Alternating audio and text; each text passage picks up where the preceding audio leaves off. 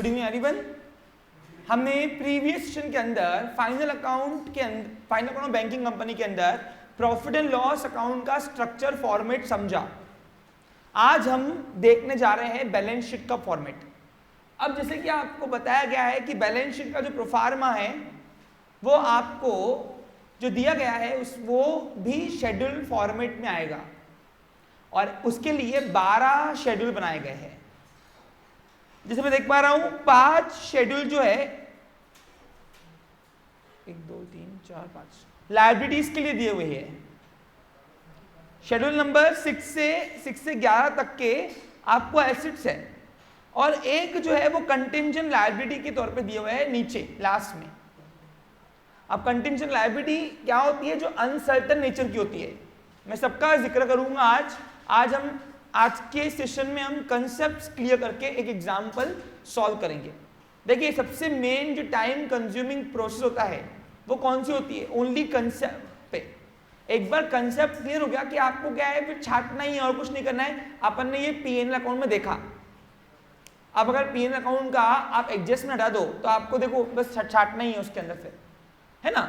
अब जो कुछ क्वेश्चंस पीएनएल अकाउंट के मैंने रिमेनिंग रखे हुए बाकी रखे आपके लिए, उसका क्या करेंगे एक दिन हम लोग यहाँ पे पूरा डिस्कशन कर लेंगे, छाट देंगे और मैं आपको सॉल्यूशंस साथ में डिस्प्ले करते जाऊंगा और साथ में आपको वही सॉल्यूशन मैं दे भी दूंगा। इससे क्या होगा, आप उसको वेरीफाई करना और आपको बनाते आ रहा कि नहीं आ रहा ये भी प्रूफ में आ जाएगा कि अपने को पीएन अकाउंट आ रहा कि नहीं आ रहा। मैंने कंसेप्ट आपको सुना दिए, एड्स का मतलब बता दिया, कौन सा एड क्यों कहाँ जाता है वो बता दिया। अब सिर्फ आपको परफॉर्म करना है आपके सेल्फ स्टडी के तौर पे और उसके आपको सॉल्यूशंस आपको एक पीडीएफ फॉर्मेट में मिल जाएगा, ठीक है। और दूसरी बात यहाँ पे मैं उसको डिस्कस भी करूंगा। एक दिन अपने लगेगा उसमें सारे अपन प्रोफार्मा वहाँ पे खत्म कर लेंगे, यानी एक सेशन लगेगा 1 से 1.5 घंटे की प्रोसेस। देखो अब आते हैं बैलेंस शीट में। तो बैलेंस शीट भी इसका कैसे दिया है? शेड्यूल फॉर्मेट में, यानी वर्टिकल फॉर्मेट में दिया है आपको। अभी तक क्या था, बैलेंस शीट आपको हॉरिजॉन्टल फॉर्मेट में होता है, यानी लायबिलिटी साइड अलग होती है और एसेट साइड अलग होती है। यहाँ पे पहले लायबिलिटी आएंगी फिर उसके नीचे ही एसेट आएंगी, यानी वर्टिकल फॉर्मेट में इसकी बैलेंस शीट बोलते हैं। इसको वर्टिकल फॉर्मेट की बैलेंस शीट बोलते हैं। और सेम वर्टिकल फॉर्मेट की बैलेंस शीट आपको जो दिया है वो इंश्योरेंस कंपनी का भी है। यानी आपको मैंने क्या बताया कि बैंकिंग कंपनी का फाइनल आ गया तो इंश्योरेंस कंपनी का भी आपको ऑटोमेटिकली आ गया। अब बैलेंस शीट्स में पहले हम शेड्यूल लिख देंगे, फिर एक एक शेड्यूल में कौन कौन से हेड्स जाएंगे उसके ऊपर डिस्कस करेंगे और लास्ट में एक एग्जाम्पल करा के आज का मैं सेशन यहाँ पे खत्म करूंगा। चलिए सबसे पहले आता है यहाँ पे ऊपर हेडिंग देंगे आप कैपिटल एंड लायबिलिटीज। जैसे आपने कंपनीज की बैलेंस शीट की थी, अगर आपको याद होगा तो कहाँ क्या था, 3rd सेमेस्टर में final account of joint stock company था। तो याद करो आप लायबिलिटीज लिखते थे क्या? नहीं, आप हेडिंग लिखते थे लायबिलिटीज एंड कैपिटल, याद है आपको? तो यहाँ भी वही है। तो यहाँ पे सबसे पहला जो है, अब यहाँ पे आप चाहो तो नंबर दे सकते हो, कोई इशू नहीं है। अगर नहीं देना तो स्टार मार्क कर दो। यहाँ पे अलग से एक सीरियल नंबर भी अलग से कॉलम दे सकते हो, कोई इशू वाली बात नहीं है, ठीक है। समझ में आ रहा है आपको अच्छे से? हाँ, सबसे पहला जो शेड्यूल है, शेड्यूल नंबर 1, वो है कैपिटल। अब कंपनी की बात करूं तो कैपिटल, कंपनी का एक्चुअल कैपिटल कौन सा होता है? यस बताइए, पेड अप कैपिटल कौन सा होता है? लेकिन आपने देख लिया कि पेड अप कैपिटल बनता कैसे है। पहले ऑथराइज होता है, फिर इशूड होता है, इशू को कॉल्ड अप होता है, कॉल्ड अप में अगर सब पैसे दे दिए तो ठीक है, पेड अप होता है तो फिर कॉल्स एंड अरियर्स माइनस करना पड़ता है। तो ये सब मैंने आपको इशू ऑफ शेयर में सिखाया हुआ है और यही सब फॉर्मेट आपको जब मैंने बैलेंस शीट सिखाई थी उसमें भी आया है ना। कैपिटल वाला शेड्यूल में रफ्तार में निकालूंगा क्योंकि यहाँ अब मैं 4th सेमेस्टर में रहते हुए ये नहीं बताऊंगा what is authorised capital, what is issued capital. Actual capital कौन सा होता है? Paid up. बाकी सिर्फ शो करना पड़ता है उसको वहीं के वहीं, यानी वो हिसाब में लेने का नहीं, वो सिर्फ शेड्यूल में शो होता है। क्या होता है? जो कंपनी के पास एक्चुअल कैपिटल होता है वो कौन सा होता है? Paid up. और पेड अप किससे बनता है? ऑथराइज का पार्ट है इशूड, इशूड का पार्ट है सब्सक्राइब, सब्सक्राइब का पार्ट है कॉल्ड अप, और कॉल्ड अप अगर सबने दे दिया तो फिर मिल जाता है पेड अप। शेयर कैपिटल याद है आपको? जिक्र किया है मैंने इसकी, मैंने इशू ऑफ शेयर में बैलेंस शीट भी सिखाया आपको, अगर याद होगा आपको तो। आपको इशू ऑफ शेयर था 3rd सेमेस्टर में, उसमें बैलेंस शीट सिखाया हुआ मैंने आपको। अब इसमें अमाउंट आपको प्रीवियस ईयर की भी रहेंगी और करंट ईयर की भी। अगर प्रीवियस ईयर की रही तो प्रीवियस ईयर के कॉलम में डालना, और करंट ईयर की रही तो करंट ईयर में बनाना। ये शेड्यूल, ये फॉर्मेट है बैलेंस शीट का यहाँ पे। बट मैं आपको बता दूं, सीधे बैठना, अभी क्या बार में बोलूंगा क्या? देखो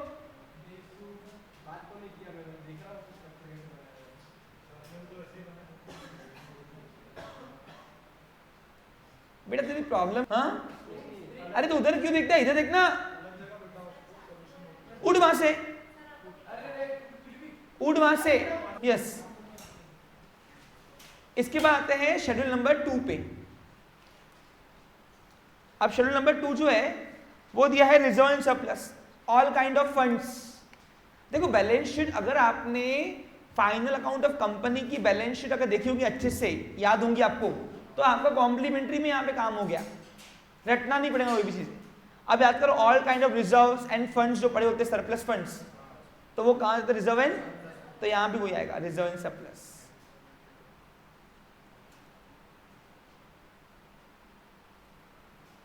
इन्हें दो शेड्यूल तो कॉमन है ये। इसके बाद थर्ड नंबर जो है ये बैंक के लिए है, वो है डिपॉजिट्स। जो कस्टमर बैंकों के पास पैसे रखने के लिए देते हैं, तो वो पैसा किसका है? कस्टमर का है, तो वो इधर डिपॉजिट्स में आएगा। अब कस्टमर, बैंक के कस्टमर्स अलग अलग अकाउंट बना के रखते हैं, तो सारे अकाउंट इसमें आता है, सेविंग, करंट, एफडी। अब बताओ, कस्टमर का पैसा बिजनेस के लिए कर्जा हुआ ना, तो that's why it's also liability, और इसका शेड्यूल नंबर 3 आएगा। फिर इसके बाद 4th नंबर का जो शेड्यूल रहेगा वो रहेगा बोरोइंग। अब एक बैंक भी बाहर से पैसा उठाती है, अगर उसके पास लिक्विडिटी कमी है ना, लोन्स, तो वो लोन्स अगर उठा रही है, हेलो, लोन्स अगर वो उठा रही है कहीं से, तो ये बोरोइंग में आएगा। वो कहाँ से उठाएगी, वो अपन शेड्यूल जब बनाएंगे 4th नंबर का, तब मैं आपको डिस्कस कर लूंगा, ठीक है। आरबीआई से उठाती है लोन, बराबर है, it's a one type of borrowing also, ठीक है। And the next one is, last है अदर लायबिलिटी एंड प्रोविजंस, यानी करंट लायबिलिटी। जो ऊपर नहीं आया वो सब कहां जाएगा? Other liabilities and provisions. याद करो, इसको ही अपन करंट लायबिलिटी बोलते थे, यानी all kind of outstanding expenses वगैरह जो आता है ना, यानी जो ये साल लायबिलिटी है लेकिन नेक्स्ट ईयर जाते से ही डिसॉल्व हो जाएंगी, वो सब इधर आएंगी अदर लायबिलिटी एंड प्रोविजंस में। अदर लायबिलिटीज एंड प्रोविजंस नाम है उसका। अब आपको भनक लग गई होंगी कि मैं किन चीजों की बात कर रहा हूं। अब यहां पे क्या करोगे बच्चा लोग, आप यहां पे इसकी टोटल ले लोगे। देखो नक्शा आपके पास अवेलेबल है ऑलरेडी, बट वो नक्शा थोड़ा डेंजर है। क्या है? तो जब मैंने अपनी टीम से बात किया कि मैं उसमें से पढ़ाता हूँ, तो बोला नहीं सर मत पढ़ाओ, उनके साथ नाइंसाफी मत करो। तो दैट्स वाई मैं अलग से आपको बना के दे रहा हूँ। ये मेरे प्लानिंग में नहीं था, it's not a part of planning, so इसलिए थोड़ा फास्ट कर रहा हूँ ये एरिया कवर। देखो नक्शे आपके पास प्रोफाइल में बना हुआ है आपके नोट्स में, देखिए, लेकिन थोड़ा वो डिफिकल्ट था, इसलिए थोड़ा उसको ईजी करके दे देंगे आपको। एंड दैट्स वाई मैंने आपकी ये प्रिंटिंग नोट्स रोकी हुई है अभी तक स्टिल। समझा आपको क्लियर? अब आते हैं ये पांच लायबिलिटीज की टोटल कर लेना।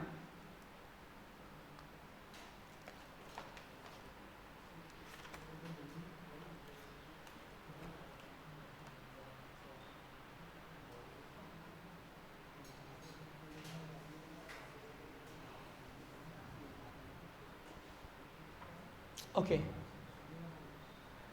अब उसके बाद आपका जो नेक्स्ट शेड्यूल बनेगा,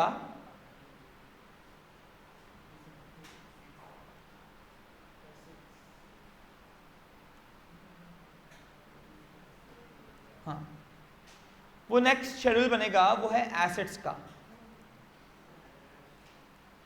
यानी बैंक के पास लायबिलिटी 5 प्रकार की होती है, और पहला जो शेड्यूल है वो है cash and balance with RBI. अपनी एसेट है, यानी अपने बैंकों में कितना पैसा पड़ा है, सॉरी हाँ हमारे डिपॉजिट्स बैंक को नहीं, हमारे बैंक में इंटरनल कैश कितनी पड़ी है? अरे कैश कितनी पड़ी होगी, वो भी अपनी एसेट है ना, इसको 1 नंबर दो रोमन में। ये देखिए कैसे करना है, एक बार देख लीजिए प्लीज।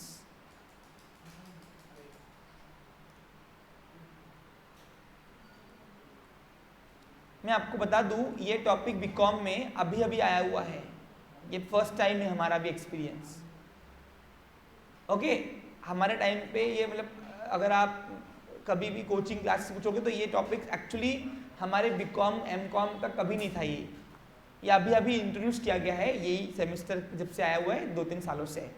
तो इसका एग्जैक्ट प्रोफार्मा जो है वो किसी के पास भी नहीं होता है, फिक्स पैटर्न। और दूसरी बात मैं आपको बता दूं ये बात कि हम भी आपको वही पढ़ा रहे हैं जो ऑथर्स हमें दे रहे हैं, प्रोवाइड कर रहे हैं। ऑथर्स प्रोवाइड यानी क्या, जो ऑथर्स कोई बुक बना रहा है उसके बेस पर ही हम आपको बना के दे रहे हैं, थोड़ा इजी करके दे रहे हैं बस, और कुछ नहीं कर रहे हैं यहाँ पे। क्योंकि ये 2 टॉपिक जो है फाइनल वाला, बैंकिंग कंपनी और इंश्योरेंस कंपनी, ये सब्जेक्ट टू चेंज हो सकता है। लिखिए नंबर 2, एसेट्स। अब एसेट्स में पहला एसेट लेंगे वो है cash and balance with RBI. हम आरबीआई के पास जो पैसे रखने के लिए लेते हैं बैंक, हम अगर कमर्शियल बैंक है तो हम पैसे कहाँ रखने के लिए देते हैं? आरबीआई के पास। तो आरबीआई के पास जो हम पैसे रखने के लिए देंगे वो यहाँ पे आएगा, उसको नाम दिया है cash and balance with RBI.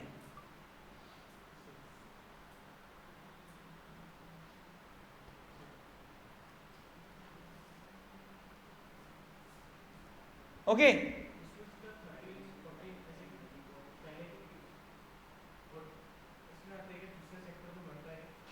Sorry मैं समझा नहीं।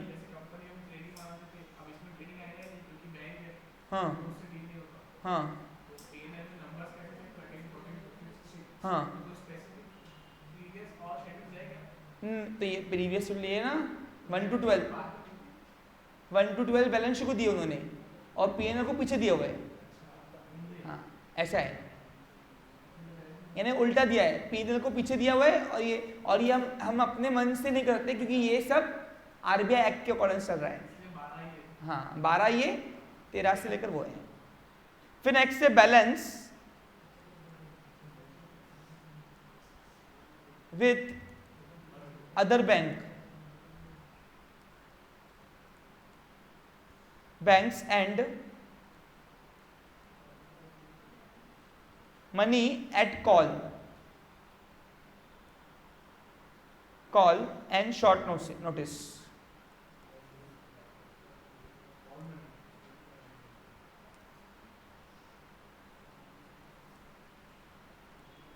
ये 7 नंबर दो इसको। अब इसका मतलब क्या है, सुनो मेरी बात, ध्यान दीजिए स्टूडेंट्स। देखिए, अब एक बैंक दूसरे बैंकों के साथ क्लियरेंस चलता है। आपने देखा होगा चेक में आए दिन क्लियरेंस चलता है। जैसे एग्जांपल, अभी हमारे कस्टमर कोई अदर बैंक के चेक्स लेके आए, तो अदर बैंक में हम दोनों जान देंगे उनको। हम क्या बोलते हैं कि तुम हमारे पास लाओ, हम तुम्हारे बिहाफ में एक्सचेंज करके लाएंगे। तो बैंकों का आपस में क्लियरेंस चलता है। क्या चलता है? क्लियरेंस। तो क्लियरेंस में किसी बैंक के पास हमारे पैसे पड़े होंगे, कोई बैंक को हमको देना बाकी होगा। तो अगर हमारे पैसे जिस भी बैंक के पास पड़े होंगे, जमा होंगे क्लियरेंस करते वक्त, तो हम तब कहेंगे, बोलो क्या? तब हम कहेंगे बैलेंस विद अदर बैंक या money at call and short notice. समझा आपको? क्लियर? नेक्स्ट है इन्वेस्टमेंट। अब आपने कई कंपनीज, अब बैंकिंग कंपनी भी कोई कंपनी के डिबेंचर या कहीं इन्वेस्ट करती है। अब इन्वेस्टमेंट के बहुत सारे सोर्स है। एग्जांपल दूं, एक है इन्वेस्टमेंट फ्रॉम जॉइंट वेंचर। अरे एग्जांपल, अभी मैं एक्सिस बैंक वाला हूं, मेरे पास प्रोड्यूसर आ रहा है कि द केरला स्टोरी बना रहा मैं, लगाओ पिक्चर, पैसे लगाओ। तो कौन लगाएगा? नहीं। अरे नेशनलाइज मुद्दा है, पता है अपने को, गर्मा गर्मी चली रही है, लगा दो पैसा। अब वो रामायण मूवी आई है आदि पुरुष, तो आदि पुरुष जो मूवी आई है, इसमें अगर कोई बोलेगा कि मैं ऐसे नहीं बनाऊँ, तो वैसे भी राम के भक्त बहुत चल रहे हैं आजकल, है ना। तो राम बहुत चल रहे, जब से मंदिर बना है, ऑर्डर आया, तब से राम का नाम बहुत जब आजकल यंगस्टर कर रहे हैं। दूसरा, शिवा के ऊपर भी काफी ज्यादा ट्रेंड है आजकल, लॉर्ड शिवा काफी मान रहे हैं ना, पहले कहाँ था इतना क्रेज, आजकल शिवा जी ट्रेंड में चल रहे है ना। तो ये ऐसे पिक्चरों के ऊपर हम अगर पैसे लगा रहे तो हमारी क्या हुई है, इन्वेस्टमेंट हुई ना। तो ये इन्वेस्टमेंट भी हमको रिटर्न देगी, मेरी एसेट है, क्या है मेरी, वो कमा के देगी ना। फिर नेक्स्ट है एडवांसेस। अब लोन्स वगैरह अपन बांटते हैं, एडवांस है शॉर्ट टर्म लोन। अरे हमने अगर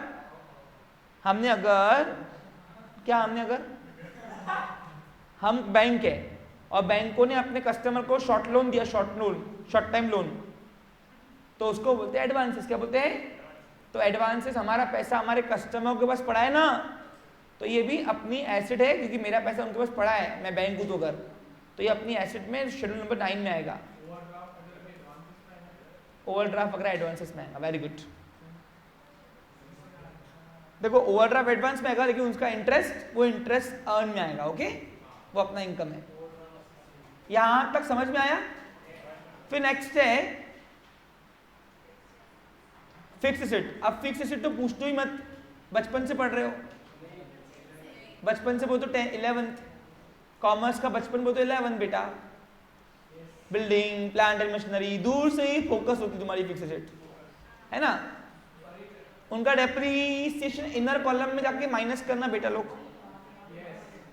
और द अदर वन इज, अभी जो ऊपर नहीं आया वो सब अदर एसेट में डाल देना।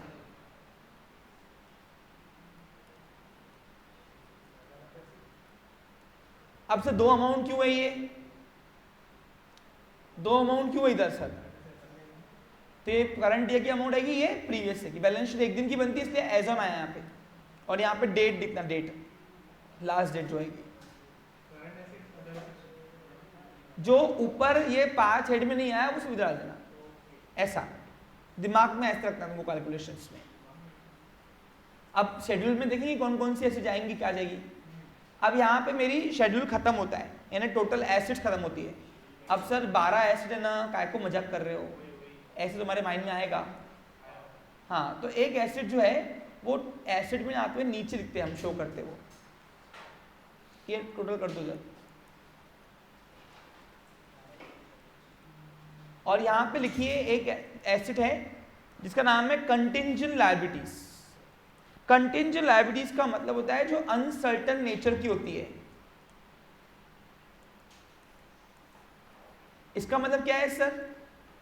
कंटिंजेंट लायबिलिटी यानी जिसके ऊपर केसेस वगैरह चल रहे हैं, यानी ऐसा लायबिलिटी जो मेरे को पे करना है कि नहीं मुझे पता नहीं अभी फिलहाल, अभी इसके ऊपर मुद्दा थोड़ा अटका हुआ है, अनसर्टन नेचर की है, सब्जेक्ट टू कंडीशन, उसको अपन बोलते हैं कंटिंजेंट लायबिलिटी। अब एग्जांपल दो सर, एग्जांपल दो।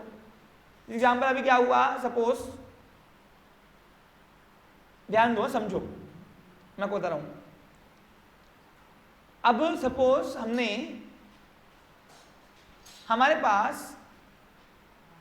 पास एक बिल, नेशनल बिल आया, इंटरनेशनल बिल यानी क्या, अदर बैंक का बिल आता है। जैसे कस्टमर आया था हमारे पास, अदर बैंक का, अदर कंट्री का बिल लेके आया, बिल इंटरनेशनल बैंक, जो इंटरनेशनल बिल बोलते हैं उसको, बिल ऑफ एक्सचेंज में। जैसे आपने जो पढ़ा ना बिल ऑफ एक्सचेंज, वो इंडियन बिल था, इंटरनेशनल बिल भी होता है ना, इंटरनेशनल एक्सचेंज होते हैं। अब एक कस्टमर आया, इंटरनेशनल बिल लेके आया और हमारे यहाँ से विड्रॉ कराया, डिस्काउंट कराया। क्या कराया? समझो मुद्दा, समझो, एग्जाम्पल दे रहा हूँ मैं आपको। अब दुबई से जय आया और बोलता सर ये दुबई का बिल है, ये लो डिस्काउंट करना है मुझे यहाँ पे। अब दुबई का बिल हो कहीं का भी हो, बैंक तो एक्सेप्ट करती है, बैंक तो कमाने की बेटी ना भाई, और बैंक का टाइप तो पूरे वर्ल्ड में होता है, तो वो कर लेती खुद ही एडजस्ट। तो क्या हुआ, अब मैंने उसका बिल एक्सेप्ट किया, 50,000 का बिल था, 45 में डिस्काउंट किया, यानी 45 ये और बोलते टंडा टोटल मैं कुछ ले लूंगा उसके बैंक से, बराबर कि नहीं। अब हुआ क्या, वो इंटरनेशनल बिल मुद्दा था, कस्टमर इंटरनेशनल मतलब बाहर का था, इंडिया के बाहर का था। वो कौन सा कस्टमर? ड्रॉई, जिसका बिल जय ने मेरे को दिया। सबको समझ में आ रहा है? जय ड्रॉवर होगा। अब वो बिल मैंने आरबीआई को दे दिया कि आरबीआई तू सबसे बड़ी बैंक है, तू मेरे को पैसे दे दे और निपट ले। तो मैंने 47,000 में दे दिया उसे, 2,000 कमा लिए मैंने, उससे 50 का बिल 45 दिए और आरबीआई को बोला आरबीआई एक काम कर 47,000 दे, ये ले बिल 50 तू कमा जा। अब आरबीआई खुद ही वो कनेक्ट होती ना सभी बैंकों से, अरे भाई इंटरनेशनल मार्केट में खुद ही, हाँ सेंट्रल बैंक आरबीआई सबसे बड़ी बैंक, तो आरबीआई को हमने दे दिया। अब आरबीआई को दे दिया तो अभी आरबीआई गई वो दुबई की कस्टमर के पास, वो दे रहा ही नहीं घड़ी, अब दे रहा ही नहीं तो आरबीआई बोलती तुम दो अभी, हमने को दे, मेरा मुद्दा ही नहीं है, वो कस्टमर को पकड़ो। तो आरबीआई मेरे को पकड़ के बैठी है, वो उसको पकड़ के, मैं उसको पकड़ के बैठा हूँ। तो ऐसे ये केस अब कोर्ट केस पहुंच गया। क्या भाई अब किसको पे करना है, कौन सा पैसा, अपने को क्या पता। तो इसको अपन बोलेंगे कंटिंजेंट लायबिलिटी। क्या बोलेंगे, है ना, जिसके ऊपर केसेस चलती है अनसर्टेन लायबिलिटीज। समझ में आ गया होगा तुमको। अभी तक पे करना है कि नहीं हमारी बैंक को, हमको पता नहीं। जिस दिन कोर्ट ऑर्डर करेगा जज साहब कि तुम कुछ पे करना पड़ता, तुम देखो क्या है तो पे कर देंगे। अभी फिलहाल पता नहीं है, मुद्दा अटका हुआ है। क्या हुआ है, अटका हुआ है, उसको बोलेंगे कंटिंजेंट लायबिलिटी। और एक लायबिलिटी एक ऐसी है जो जिसको हेड नहीं दिया हुआ है, बिल्स फॉर कलेक्शन, क्योंकि वो अपनी ना एसेट्स है ना अपनी लायबिलिटी है, उसको सब शो करना पड़ता है, उसको कोई शेड्यूल नहीं है एक्चुअली। और ये जो है ये दोनों बैलेंस शीट के बाहर का पार्ट है एक्चुअली, यानी आपकी balance sheet asset equals to liability ये 11 शेड्यूल में टैली हो जाएगा। 12वां शेड्यूल काम का नहीं और ये भी काम का नहीं। पूछो क्यों, देखो अभी मैं तुमको बताया कि जय का बिल मेरे पास अटका हुआ है, मैंने अटकाया आरबीआई को अटकाया उस कस्टमर ने। तो इन शॉर्ट अगर कोर्ट जस्टिस करेगी तो वो कस्टमर को पकड़ेगी ना, तो ये ना लायबिलिटी मेरी हुई ना मेरी एसेट हुई, ना वो आरबीआई की लायबिलिटी हुई ना एसेट हुई। तो ये सब मुद्दा अटका हुआ है, इसलिए आप इसको कंटिन्यू लायबिलिटी बोलेंगे। समझ में आ रहा, समझ में आ रहा, नहीं एसेट एंड लायबिलिटी एक्चुअली मेरी, बस ये काम अटका हुआ है फिलहाल, इसलिए इसको अपन यहाँ पे शो कर देगा। सब शो क्या करना है, हाँ। और एक है bill for collection. Bill for collection क्या होता है, या चलो ड्रॉवर के पास जब बिल आता है बिल्स ऑफ एक्सचेंज, तो बैंक उसके लिए कलेक्शन करती है, bill send to bank for collection. याद है था, अरे बिल अपने पास वो बिल होल्ड करती ना कि ड्यू डेट के दिन हम बैंक वाला आदमी जाएगा और उसके ड्रॉइंग से पैसे के उसका अकाउंट डाल देगा। तो बताओ ये बैंक के लिए ना एसेट एंड लायबिलिटी है, बस ये हम सर्विस दे रहे। क्या दे रहे, तो जो हमारे पास जो बिल पड़े हमारे कस्टमर्स के, जो कस्टमर हमारे ड्रॉवर है, कौन होंगे, याद है ड्रॉवर बिजी होता है बहुत, तो अपना बिल सेंड फॉर कलेक्शन को देता है, याद होगा अगर तुमको। तो ये bill send for collection show करना है, इसका कोई शेड्यूल नहीं है, इसलिए ये आउट ऑफ है, आउट ऑफ बॉक्स, यानी नो एसेट नो लायबिलिटी, हमारा कुछ नहीं है। हमारा ये काम सब करना है, अटका हुआ है, साल खत्म हो गया तो वो शो करना है, बस ऑडिट में दिखाना पड़ता है ये, ठीक है। अब ऐसे 12 शेड्यूल्स आपकी अभी आपको प्रिपेयर करना है। अब उसमें कौन कौन से हेड जाएंगे अपन हाथों हाथ समझते जाएंगे, हाथों हाथ। उसमें तो 2 शेड्यूल्स में डिस्कस नहीं करूंगा, कैपिटल रिजर्व एंड सरप्लस, क्योंकि ये मैंने ऑलरेडी डिस्कस किया हुआ है, मैं बोर हो गया हूँ पढ़ा के। ऑथराइज क्या होता है, इशूड क्या होता है, ये तुम्हारा मालूम होना चाहिए तुमको। एक सेकेंड ईयर के बच्चे पढ़ रहे, तुम पढ़ रहे हो मेरे पास, कुछ चीज़ें इम्प्लाइड होती है हमारे पास। चलिए अब जो शेड्यूल तुमको बना के दिया है इधर, हेलो कौन सा वाला, तुम्हारे जो उसमें है नोट्स में जो पीडीएफ आपको आई हुई है वो थोड़ा भारी है, उसको इजी करके दे रहा हूँ, तो इसलिए यहाँ बना के दे रहा हूँ। अब फटाफट 12 प्रोफार्म बनाओ आधे पेज का।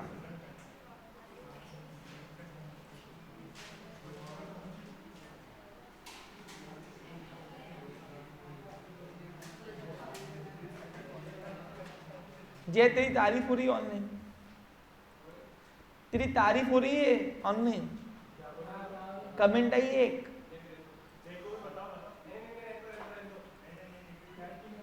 सर ऐसे स्टूडेंट को मत बिठाओ जो डिस्टर्ब करते हैं, तेरा जिगरी यार ही लिख रहा है भाई। चलो अभी अपन बनाएंगे शेड्यूल्स, 12 शेड्यूल बनाने हैं।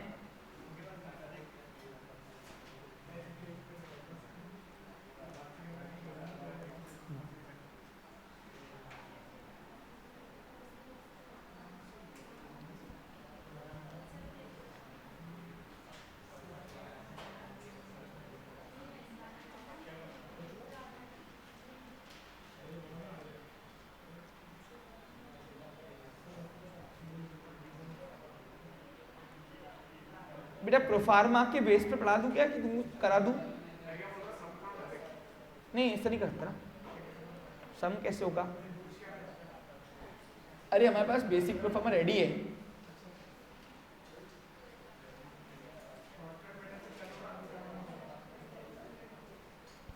चलो ठीक है, अभी बनाओ फटाफट स्ट्रक्चर।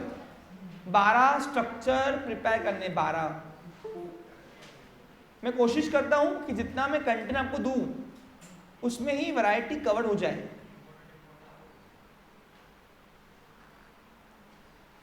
सीरियल नंबर, पर्टिकुलर, और यहां पे आएगा एज ऑन। डेट आएंगी यहां पे, डेट लास्ट डे पर, और नीचे अमाउंट करंट ईयर की। अब प्रीवियस ईयर रहा तो एक और कॉलम बनेगा इसका प्रीवियस ईयर का। लेकिन मैं आपको बता दूं एज पर माय एक्सपीरियंस, तुम्हारे बीकॉम की यूनिवर्सिटी की उतनी लायक ही नहीं है कि तुम्हारा वो प्रीवियस ईयर की भी दे, अभी भी दे। उसको पता है ना कि यही तो नहीं कर पाते बच्चे, क्या प्रीवियस ईयर के देके डिस्टर्ब करूं उनको। हाँ, लेकिन प्रीवियस ईयर का हेड एक भी नहीं होगा उसके अंदर। हाँ, उतना लेवल ही नहीं है रे, वो सिर्फ प्रोफार्मा के लिए अच्छा है।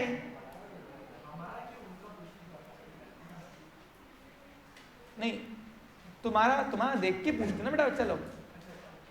तुम्हारा लेवल नहीं होगा सॉल्व करने का तो वो क्या को पूछ के करेंगे, क्या करेंगे? पता है रिजल्ट वैसे भी खराब आएगा।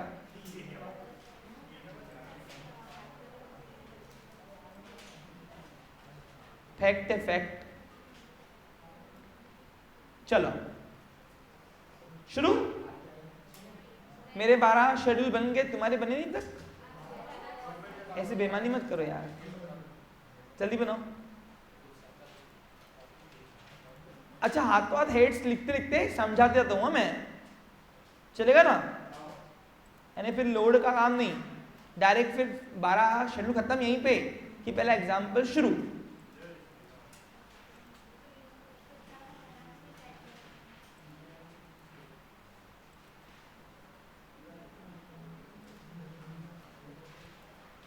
अब जो बैलेंस शीट में हमने शेड्यूल बनाया उसके वो बैलेंस शीट के नेम लिखे। अब वो शेड्यूल में कौन कौन से कंटेंट जाएंगे, क्यों जाएंगे, समझते हैं।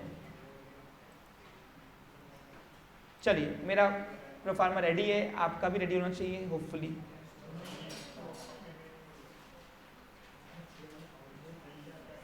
एक काम करो, 6 और 6 12 बना लो। 12 और 12 24 बना लो। पूछो क्यों? अरे लगे हाथों, पहला एग्जाम्पल का भी पैटर्न बना लो ना। और दूसरी बात सुनो, देखो पहला एग्जाम्पल किए बिना छुट्टी दूंगा नहीं वैसे भी, सही कि नहीं? इसलिए सोचो भी मत। और दूसरी बात, जो 12 दूसरे बनाओगे ना, कौन से पहले एग्जाम्पल के, वो 3-3 लाइन के बनाओ। पूछो क्यों? अरे सब हेड्स थोड़ी ना होंगे, ये प्रोफार्मा तक सीमित है। यानी 12 जो है ना, 12 पहले के 12 वो बड़े बनाओ, बाकी के 12 छोटे बनाए चल जाएगा। इसके आधे भी बनाए तो भी चल जाएगा, कोई इश्यू नहीं है। हाँ चलो बना के रखो फटाफट। चलो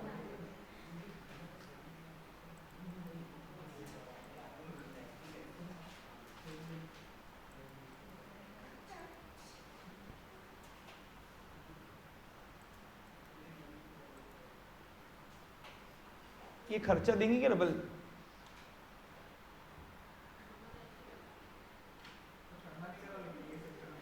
कुछ हुआ है?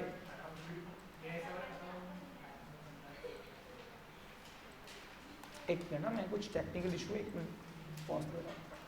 हाँ, अब यहां पे अब सबसे पहला प्रोफार्मा जो है आपके पास अवेलेबल, सुनिए इधर पे। चलो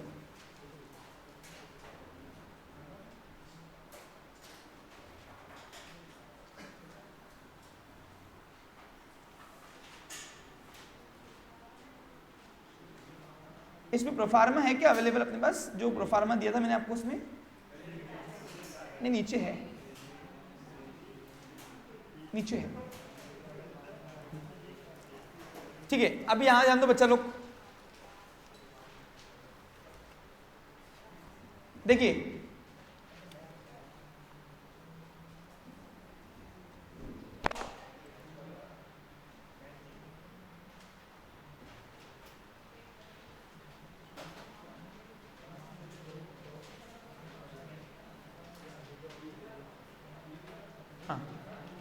यस स्टूडेंट्स, याद ध्यान देंगे सभी लोग। सबसे पहला प्रोफार्मा जो है लिखिए शेड्यूल नंबर 1।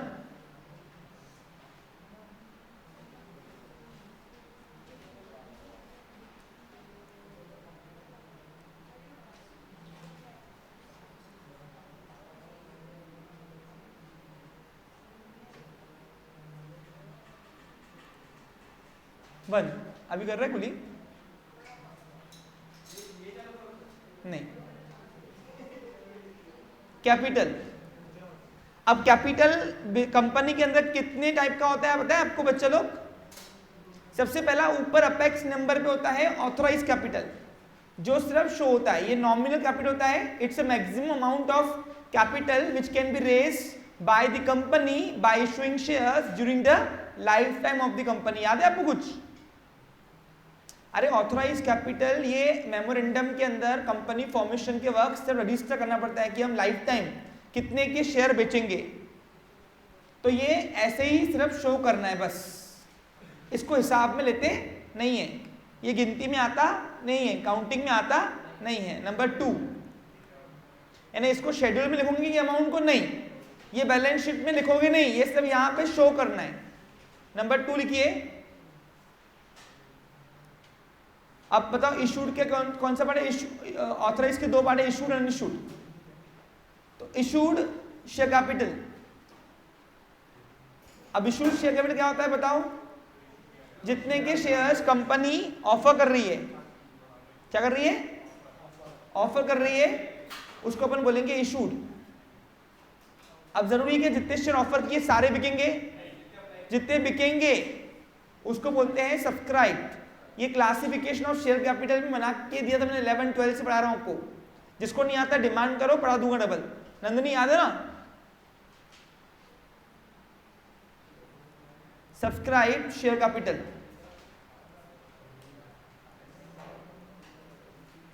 ये भी सिर्फ शो होता है। और फिर सब्सक्राइब के 2 पार्ट है, कौन कौन से? Called up and calls in arrears, called up and uncalled up. बोलो नहीं, सिर्फ पेड अप चाहिए। क्या चाहिए? Paid up. फिर 4th नंबर पे लिखो called up, called up capital.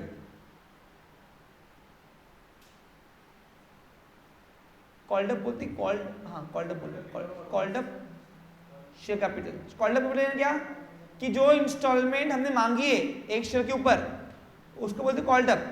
अब called up capital inner column में लाना, इसमें से लेस करना, कॉल्स इन, वेरी गुड, जो बाकी है पैसे वो माइनस करने के बाद जो अमाउंट आएगा it is known as paid up capital. और ये हिसाब में लेना है, ये वाला, ये वो एक्चुअल कैपिटल कंपनी के पास। एग्जांपल दूं आपको कि पता है आपको सब कुछ? ये किसको नहीं पता है वो पूछ सकता है, डिमांड करो मैं बता दूंगा। साक्षी को पता है क्या? तो ये एक्चुअल कैपिटल है, ये हिसाब में लेना है। कौन सा वाला?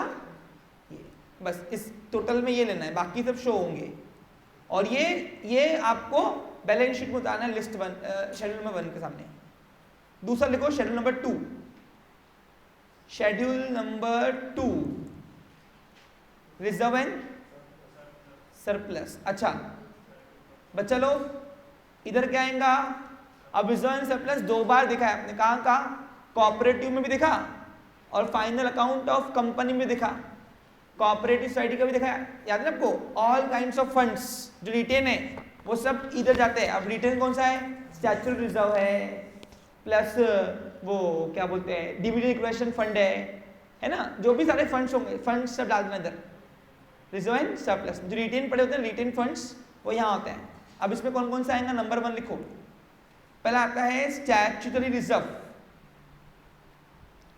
अब हर साल याद करो, बैंकिंग कंपनी को हर साल 25% अपने प्रॉफिट का रिजर्व रखना पड़ता है। रख रहे तो वो एक्सपेंस है, पर्सनल एक्सपेंस, लेकिन जो पड़ा है अभी तक वो अपने पास फर्स्ट पार्टी लायबिलिटी की पैसा मालक का है।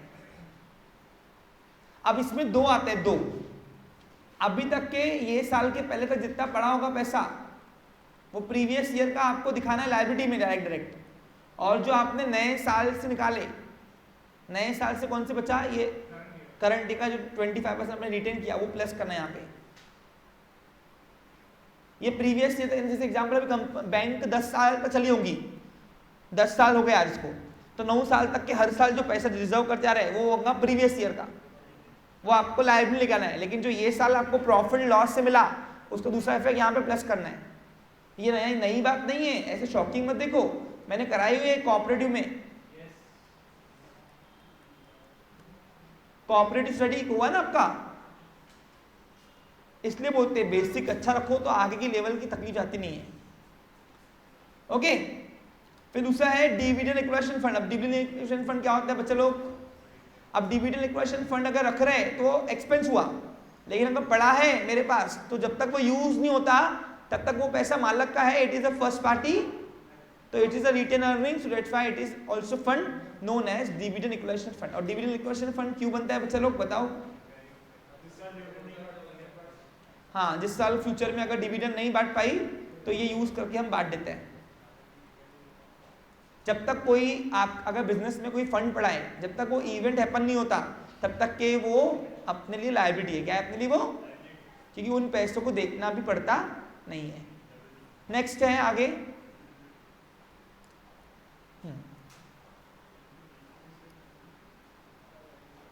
Profit and loss account. ये करंट ईयर का जो प्रॉफिट है वो लेके आना है यहाँ पे आपको।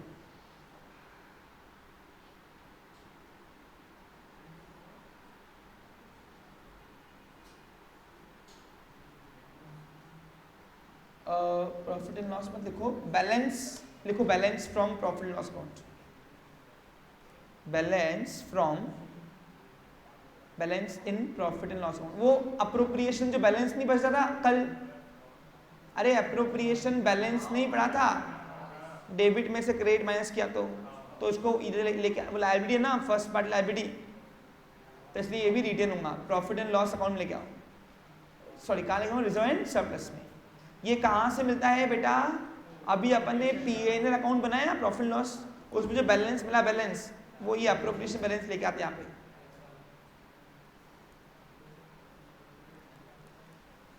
वो भी रिजर्व एंड सरप्लस में डालना है। फिर उसके बाद investment fluctuation fund, investment fluctuation fund. अब इन्वेस्टमेंट फ्लक्चुएशन फंड क्या होता है बच्चा लोग? सुन लो, फिर नहीं बोलना सर ने पढ़ाया नहीं। इन्वेस्टमेंट फ्लक्चुएशन फंड क्या होता है कि कल को देखो क्या होता है, कंपनी ना, कंपनी वो पहले ही कुछ पैसा रख देती है। क्यों रखती है? रिटेन नहीं, कि जो पैसा इन्वेस्ट कर रही है, जैसे कंपनी एक कंपनी मार्केट में पैसा लगाती है, शेयर, दूसरे कंपनी को शेयर डिबेंचर खरीदती है, तो जो वो कंपनियों के डिबेंचर शेयर खरीदे, अब उनके अगर भाव कम हो गए तो वो मैचअप करने के लिए हम थोड़ा यहाँ से वो बफर रखते, बफर, उस बफर को अपन बोलते हैं इन्वेस्टमेंट फ्लक्चुएशन फंड। एग्जाम्पल दूँ, एग्जाम्पल सपोज अभी मैंने 10 लाख रुपए के, हमारी बैंक ने 10 लाख के एक कंपनी के शेयर खरीदे, अब वो शेयर 9 लाख के हो गए मार्केट में, 1 लाख से गिर गई, तो बताओ अकाउंटेबिलिटी किसके ऊपर आएगा? हमारे ऊपर। हमारे शेयर का बोलेंगे तुमको इन्वेस्ट करते आ रहा नहीं, मत रखो, ये करो वो करो, फिर ऐसे तो हमारा करेज खत्म हो जाएगा, हम कभी इन्वेस्ट करेंगे नहीं। तो वो बफरिंग के लिए वो 1 लाख रुपए जो अपना लॉस हुआ वो भरपाई अपन यहाँ से करेंगे, हमारे पास अगर फंड बनाए तो उसको बोलेंगे इन्वेस्टमेंट फ्लक्चुएशन फंड। यानी अगर समय पे इन्वेस्टमेंट कम हो गई हमारी तो उसको कवर करने के लिए हम यहाँ से वो फंड को यूज करते हैं। ये भी अपना रिजर्व है, तो इसलिए ये भी कहाँ आएगा? रिजर्व एंड सरप्लस में। फिर नेक्स्ट है, देखो सुनते जाओ, अभी मैं बताना जा रहा हूं, मैं तुमको सब बता जा रहा हूं, फिर नहीं बोला सर पढ़ाया नहीं। इसके बाद आएगा आपको ये हो गया इन्वेस्टमेंट रिजर्व। अब ये इन्वेस्टमेंट रिजर्व क्या होता भाई? कुछ पैसा बैंक अपना पैसा रख देती है कि फ्यूचर में अगर मुझे कहीं मेरे को दिखता है, मौका मिलता है कि अपन ये पैसा लगाने को ना, तो तब ये पैसा यूज करके वो पैसा कहीं तो भी इन्वेस्ट करते हैं। क्या करते हैं? इन्वेस्ट, इसको बोलते हैं इन्वेस्टमेंट रिजर्व। देखो पैसा हाथ में पड़ा रहा तो क्या होता, समय पर अगर अपॉर्चुनिटी आई तो अपन वो ग्रैब कर लेते, लेकिन पैसे हाथ में नहीं रहा तो आया हुआ समय पर कॉन्ट्रैक्ट भी हाथ से जाता है। समझा आपको क्लियर? फिर नेक्स्ट है उसके बाद लिखिए वो premium account, share premium account, security premium account बोलते हैं इसको। हाँ,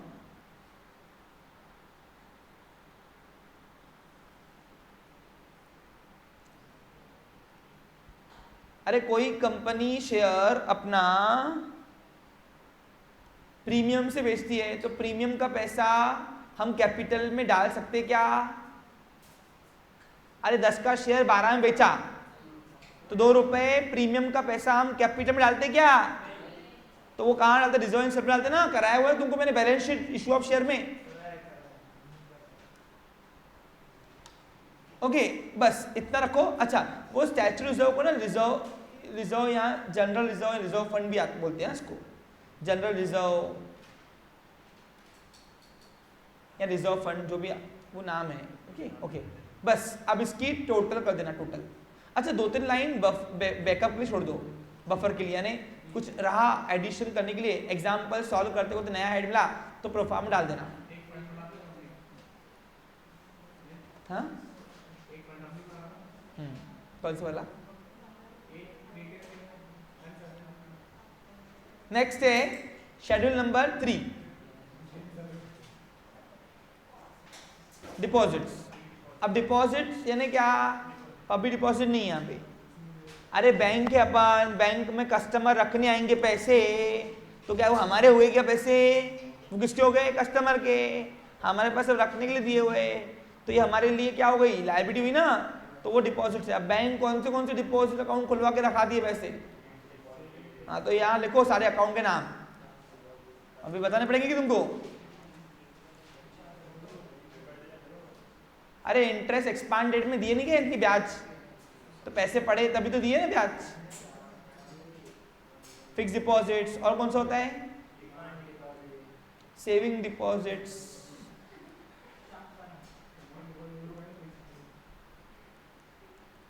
फिर दूसरा आता है करंट अकाउंट डिपॉजिट्स। याद है कुछ तुमको? अरे हमारे कस्टमर के पैसे जितने भी अकाउंट खुला के रखते ना, वो लिखो यहाँ, बस। इजी है ना? कुछ भी नहीं है। देखो ये चिल्लर है, ये यूज टू हो तुम लोग, तुम कर चुके हो पीछे परफॉर्म सब। ये बस फर्क इतना कि फॉर्मेट अलग है यहाँ का, बस। इसके बाद चौथा खुलता है रिकरिंग अकाउंट, खुलता है रिकरिंग। बच्चा लोग,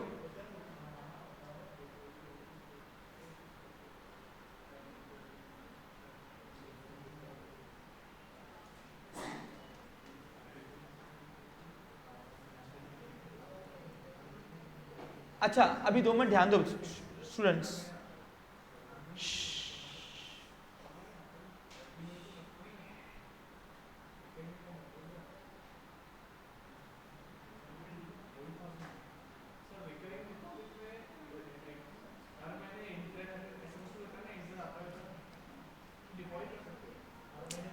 रिकरिंग का मतलब है हर मंथली जो आप पे कर रहे हो कस्टमर, तो कस्टमर पे करेगी तो कस्टमर हमको पे करता है हर महीने हर दिन।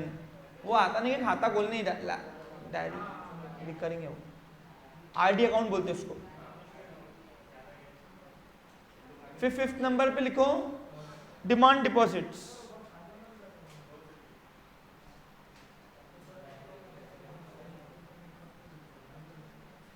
ठीक है? अच्छा अभी एक और बात सुनो,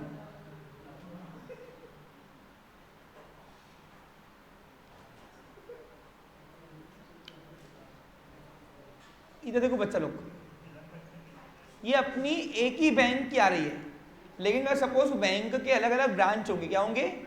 ब्रांच। तो यहाँ पे तुमको फिर तीनों की टोटल करके फिर टोटल अलग करनी पड़ेगी यहाँ पे।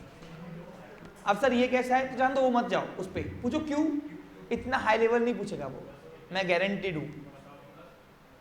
ठीक है? उसकी उतनी लेवल अब तुम चाहिए, छोड़ो, लिख लो यहाँ पे, लेकिन लिख लो, अपन लिख लेते उसको, अलग अलग मत करो, एक साथ करना, एक साथ। चलो एक साथ करना, कोई टेंशन वाली बात नहीं है। इतना सुना, इतने में इतना ही मिलता बोलना। Deposits of branches in India.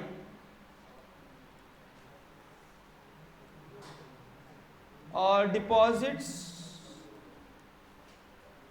Of branches outside India. तेको भी जाना है क्या? हाँ, डाल दो उसको। ठीक है, ये क्या है बताओ? अरे हमारी अगर 10 ब्रांच होंगी, 10 ब्रांच, तो 10 ब्रांच में से याद करो मेन ब्रांच में पैसा आता ना, वो पुलिस वाले लेके नहीं आते, याद करो, देखा करो आपने। आप कभी बैंक में गए हो? एक पुलिस की गाड़ी, एक पुलिस सिक्योरिटी गाड़ी आती, एक पुलिस का वो बंदूक पुरानी 80s की लेके आता, और वो एक पेटी आती, उसमें पैसे लेके आते ब्रांचेस से। वो मेन ब्रांच में तो ये पैसा यहाँ आता। तो जो भी हमारे ब्रांचेस से पैसा आया वो भी डिपॉजिट होने एक प्रकार से यहाँ पे हमारे पास, तो वो यहाँ ले लेना। ठीक है बच्चा लोग, समझा? आगे अब ये 3 शेड्यूल समझ में आया अच्छे से? चौथा, इसमें कोई डिफिकल्टी है? Schedule number 4, borrowing.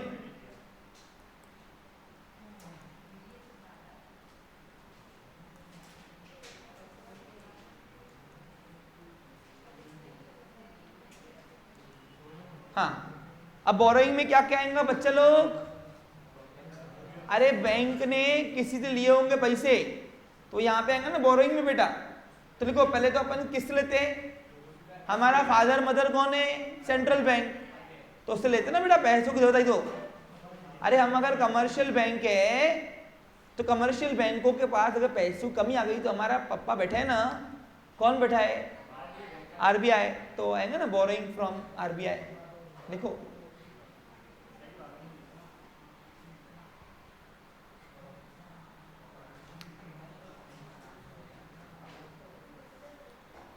Borrowing from, अब आरबीआई लिखो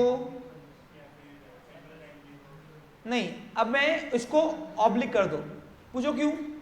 डबल दूसरा मत लिखो, यहाँ लिखो अदर बैंक्स। अब कभी कभी आता है एक बैंक दूसरे बैंक से भी लेती है पैसा, कर्जा, तो वो भी अपने लिए लायबिलिटी है। क्या अपने लिए? लायबिलिटी। उसके बाद नंबर 2 लिखो यहाँ पे। फिर दूसरा कहां से लेगी? Borrowing from institutions, financial institution और एजेंसीज।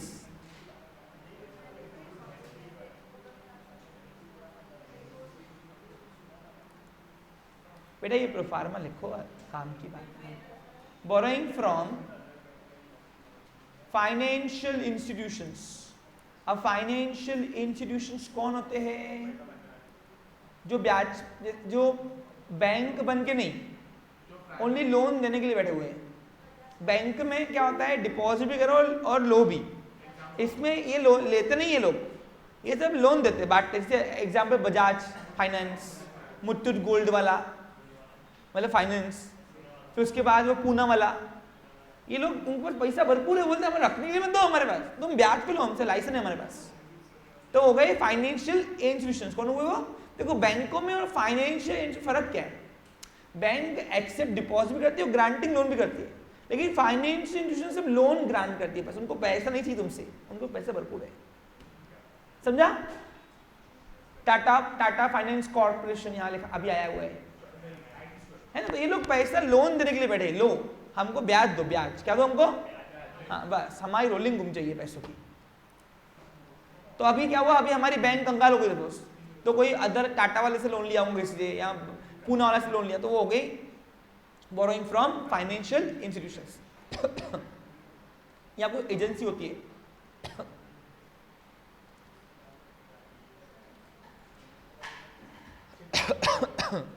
सॉरी। नेक्स्ट है बोरोइंग फ्रॉम आउटसाइड। कभी कभार क्या होता है, हम इंडिया के बाहर से पैसे लेते हैं।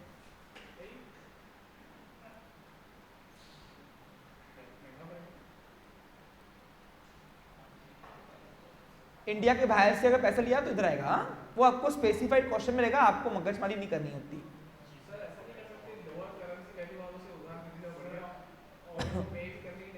फॉरेक्स एक्सचेंज होता है ना, फॉरेक्स एक्सचेंज, उसमें लेते हैं। फॉरेक्स एक्सचेंज होता है ना बेटा, उसमें लेते ही। फॉरेक्स ट्रांजेक्शन सर ने आपको पढ़ाया होगा फाइनल ये आए MFS में। हाँ बराबर है, ठीक है। कितनी होगी लायबिलिटीज?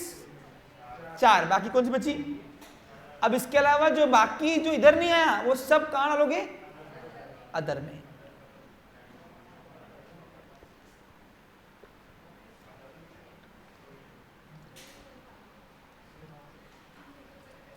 लिखो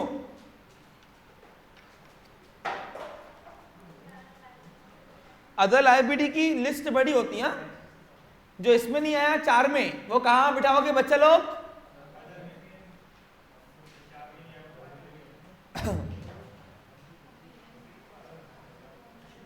लिखो शेड्यूल नंबर कौन सा है? 5, other liability, liabilities and provisions, यानी इन शॉर्ट करंट लायबिलिटी बोलते हैं इसको अपन।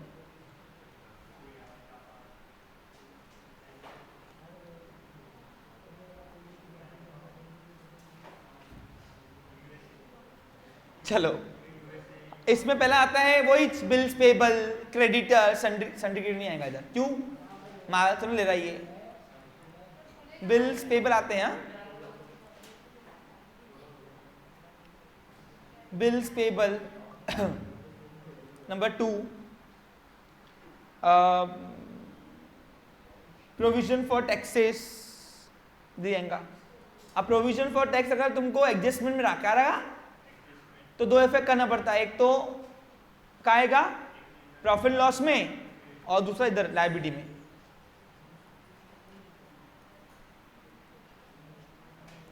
Number 3, what happen?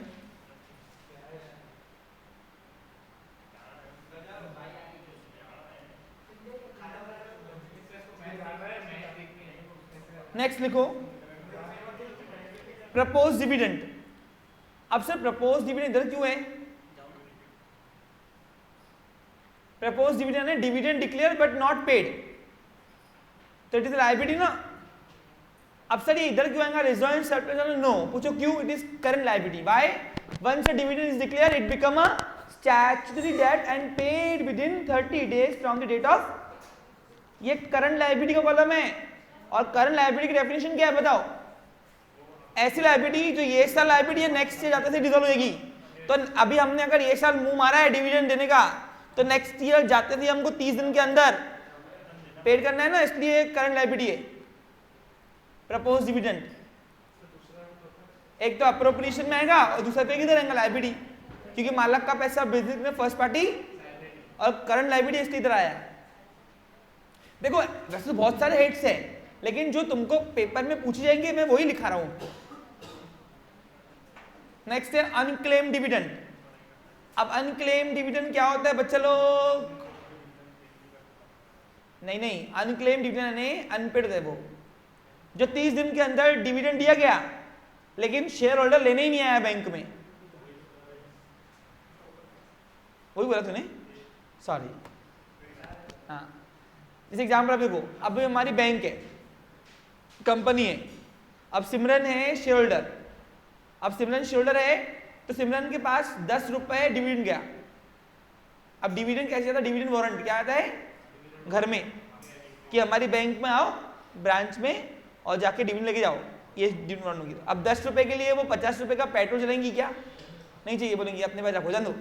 तो ऐसे ये 10 रुपए एक है, लेकिन बूंद बूंद से सागर बनता ना। अरे बूंद बूंद से सागर बनता ना, तो ये 10 रुपए इमटेरियल है, लेकिन ऐसे कितने लोग होंगे जिन्होंने अपनी छोटी अमाउंट डिविडेंड छोड़ दिया, शेयरहोल्डर्स ने।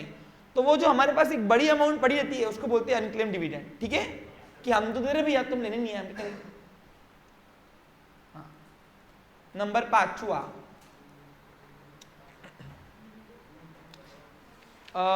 Workers provident fund. लिखो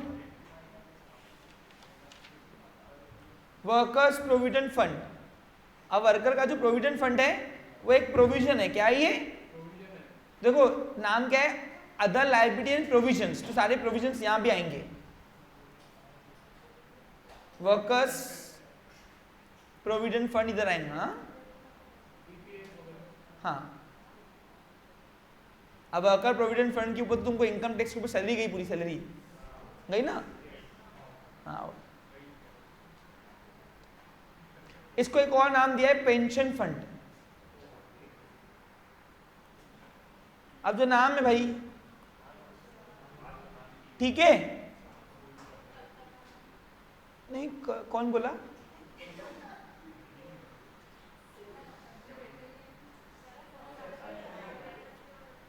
हाँ, एक और लिखो लास्ट है, वो है रीबेट ऑन बिल डिस्काउंट। अब याद करो, आपने जितनी बार भी रीबेट मारा है, रीबेट, तो वो आपने एक इफेक्ट माइनस के दूसरे इफेक्ट यहां लेना है। रीबेट ऑन बिल डिस्काउंटेड,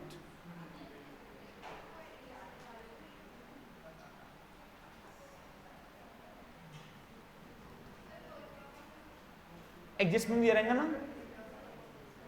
देखो ना, आप एडजस्टमेंट में दिया है कि नहीं? अगर दिया रहा तो हाँ, अगर एडजस्टमेंट में दिया रहा तो दो इफेक्ट करने पड़ेंगे ना अपने को, एक यहाँ पे भी वहां पे भी करना है फिर। बस देखो, वैसे तो बहुत सारे हेड्स है, लेकिन जो तुमको पूछ जाएंगे मैं मोस्टली तुमको वही लिखा रहा हूं। अब ये हो गई लायबिलिटी खत्म, आप जाएंगे एसेट्स के पास। नहीं, जिसको जान, देखो एक बात सुनो, मेरी बात सुनो, एक बात अच्छे से समझ लो।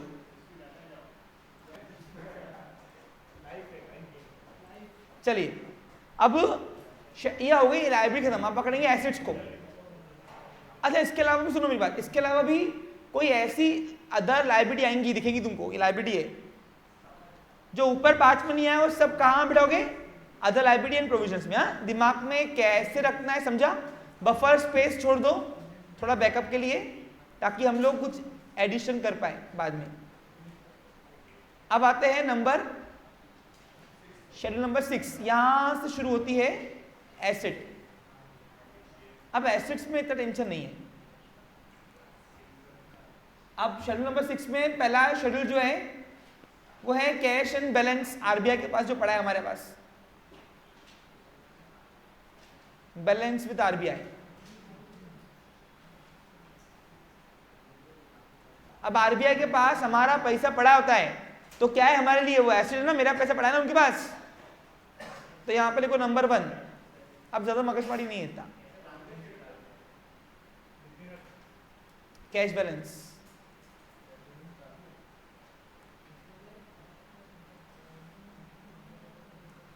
देखते उसमें कुछ है क्या और लायबिलिटी में?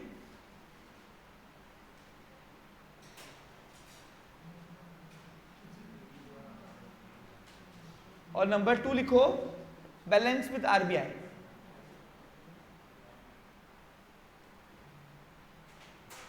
यानी हमारे पास कैश बैलेंस जो है वो भी इधर आएगा, और जो बैलेंस पड़ा है आरबीआई के पास वो भी इधर आएगा। कैश इन हमारे बैंक में जो पैसा पड़ा है, बैंक में cash in and closing cash balance जो अपन बोलते नहीं क्या, वो है। हाँ, ये अरे कैश इन एंड, हाँ वो है इधर। हाँ, ये अच्छा कैश एंड है, हाँ ओके।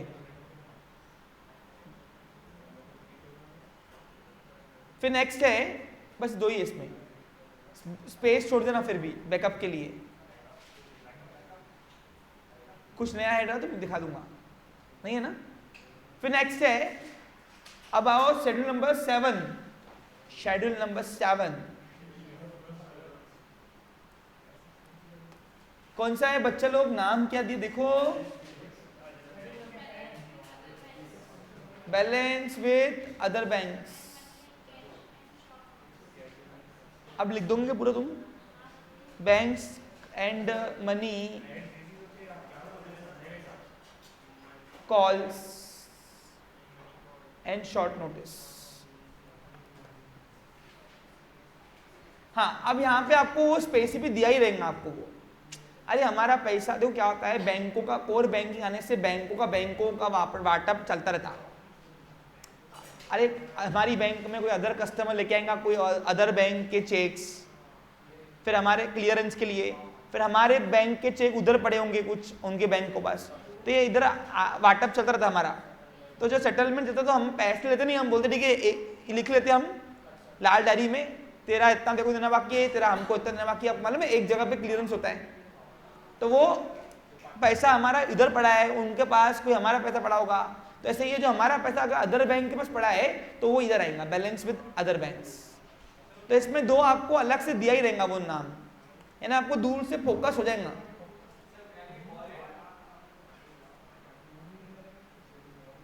बोल क्या बोल रहे हैं? कॉल एंड शॉर्ट नोटिस, ये बेटा जानबूझ के पूछ रहा तू मुझसे, शेड्यूल में ये नाम लिखा कि जन ऊपर जान ना बैलेंस शीट में। हाँ नहीं मैं पूछ रहा, मैंने एक थोड़ा सा काम क्या मैंने 19-20वां किया, तुमको बराबर पॉइंट आउट करना है उसको, तुमको बोला ना देख लो ऊपर से नाम।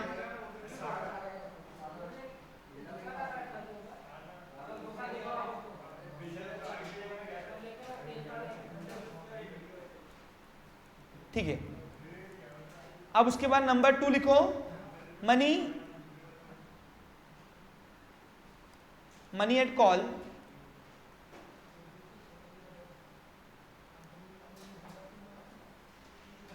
And short notice. ये आपको दिया रहेगा स्पेसिफिक नाम इच, बस 2 ही हेड्स है इसमें, ज्यादा हेड्स नहीं है।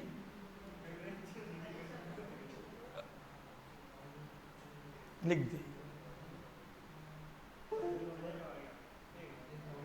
टोटल। फिर शेड्यूल नंबर कौन सा आएगा? 8। नाम क्या है? इन्वेस्टमेंट। हाँ ये बराबर रखना, ये थोड़ा मगजमारी वाला काम है। Schedule number 8 investments. अब देखो एक बैंक कहां कहां इन्वेस्ट करती है सिमरन, देख ले भाई। हाँ तो पहले आता है इन्वेस्टमेंट इन गवर्नमेंट सिक्योरिटीज। अब इन्वेस्टमेंट इन गवर्नमेंट सिक्योरिटी का मतलब क्या होता था? अरे हमने गवर्नमेंट कंपनी के शेयर या खरीदे होंगे कोई, अरे पैसे सिलक पड़े थे, आरबीआई बोलती नहीं हमको चाहिए नहीं, और यहाँ कस्टमर लेने के लिए पड़े, तो मैं मेरे पास मैं क्या अटक रखूँ क्या? तो हम शेयर मार्केट में इन्वेस्ट करते, क्या करते हैं हम? तो शेयर मार्केट में हमने गवर्नमेंट कंपनी के शेयर खरीद लिए, तो उसको बोलेंगे इन्वेस्टमेंट इन गवर्नमेंट सिक्योरिटीज। समझा? In short share stock exchange market में जो अपन पैसे बांटते मतलब लगाते ना, हमारे पैसे पड़े तो अगर, तो बस वो इन्वेस्टमेंट है। अब कभी गवर्नमेंट कंपनी में लगाएंगे, कभी प्राइवेट कभी पब्लिक कंपनी में लगाएंगे, कभी पेरेंट्स सब्सिडी कंपनी लगाएंगे, सब्सिडी कंपनी है ना, हाँ। कभी कोऑपरेटिव सोसाइटी में भी लगाएंगे, तो वो इन्वेस्टमेंट तुमको दिख जाएगा। अच्छा हाँ एक और बात है, investment in gold and silver में भी करते हैं।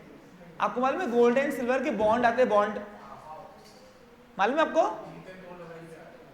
तो गोल्ड एंड सिल्वर के जो बॉन्ड खरीदते ना अपन, उसको बोलते हैं investment in gold and silver.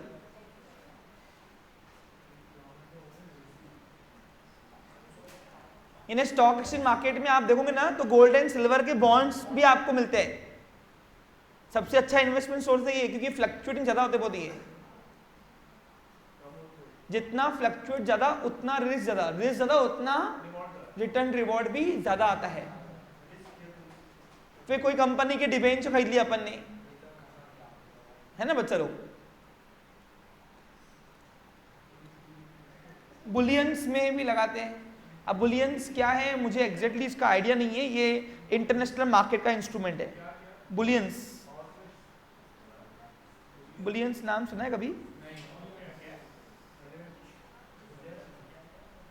Bullions बोलते हैं उसको, अभी वो देख सर्च करना पड़ेगा मुझे भी।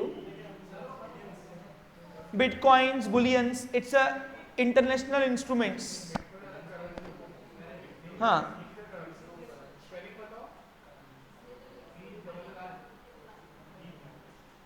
डिबेंचर्स एंड बॉन्ड कर दो, बॉन्ड्स, BULLIONS, बुलियंस है। बुलियंस कुछ तो भी इंस्ट्रूमेंट है, मेटल है क्या? अब लगाते हैं कुछ इन्वेस्टमेंट है वो भी कुछ सोर्स एक, जैसे अभी इलेक्ट्रॉनिक करंट, वो कौन सा है वो? अच्छा अच्छा, प्लेटिनम गोल्ड ये ना, ठीक है ना। अभी मुझे इतना आइडिया नहीं क्योंकि मैं उससे बिलोंग्स नहीं करता हूँ। अच्छा ठीक है ना, समझ में आना, इट्स इन्वेस्टमेंट सोर्स। फिर दूसरा आता है एक इन्वेस्टमेंट ज़्यादा ले लो, अच्छा है, वो है इन्वेस्टमेंट इन सब्सिडरी कंपनीज। हम पेरेंट्स कंपनी है उनके, फिर हमने देखो ना हमारी बैंक। अब सब्सिडरी कंपनी क्या होता है बच्चा लोग बताओ? ये सब मैं तुमको पूछूंगा। अरे सब्सिडरी कंपनी यानी जो हमने जिसके मैक्सिमम शेयर खरीद लिया, जिसका कंट्रोल हमारे पास है पूरे। जैसे गूगल, गूगल किसका प्रोडक्ट है? गूगल अल्फा, अल्फा कंपनी का सब्सिडरी है ना, पेरेंट कंपनी अल्फा, यानी गूगल को चला रही है अल्फा कंपनी। समझा रहा तुमको? तो ऐसे ही जिसके हम मैक्सिमम शेयर खरीद लेते ना, होल्डिंग हमारे पास आ जाती ना, उसको अपन बोलते हैं सब्सिडरी कंपनी, और जो होल्डिंग कर रहा है उसको बोलते हैं पेरेंट्स कंपनी। जैसे अभी आइडिया ने वोडाफोन खरीद लिया है ना, मर्ज हो गया। अच्छा हाँ ठीक है, विलमार खरीदा अदानी ने, तो अदानी ने विलमार खरीदा तो ये अदानी बन गया पेरेंट्स कंपनी, और वो जो हो गई वो सब्सिडरी कंपनी हो गई। तो it's a one type of investment. क्या हुआ ये? अरे क्या हुआ ये? Very good. Number 2, sorry 5th number लिखो, इन्वेस्टमेंट इन जॉइंट वेंचर। अरे साथ में टेम्पररी पार्टनरशिप में हमने कुछ चालू किया प्रोजेक्ट। अब इसमें पिक्चर का नाम बताया तुमको मैंने, एक एग्जांपल। ऐसे बैंक्स जो है ना, बैंक्स अपना पैसा लगाती है बड़े बड़े प्रोजेक्ट में, टेम्पररी पार्टनरशिप होती है ये। और भी कोई इन्वेस्टमेंट होगा तो थोड़ा उधर कंसिडर कर लेना, बैकअप के लिए स्पेस छोड़ दो। टोटल लगाओ। देखो बेटा, तुम लिख रहे हो तो मैं भी लिख रहा हूं साथ में, अच्छे से करना है काम। और अभी हैबिट अभी नहीं करोगे तो कब करोगे यार? अपने बच्चों को बताना ना, फिर 3-3 घंटे 4-4 घंटे बैठ के पढ़ाई की हमने। अब तुम्हारे बच्चों के टाइम पे तो पता नहीं जाने कौन सा कलयुग आएगा।